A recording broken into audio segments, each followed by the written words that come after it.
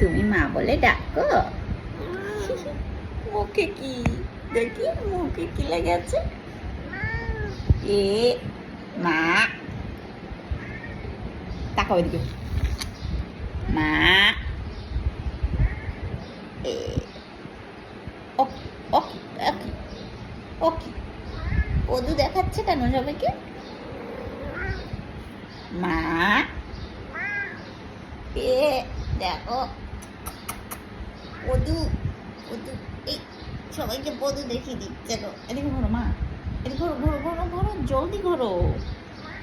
এটা তো খারাপ বিষয় না, পদু দেখানোটা তো ভালো বিষয় না। কিন্তু আগে বলো যে তোমার ঠোঁটে কি, এটা কি লেগে আছে?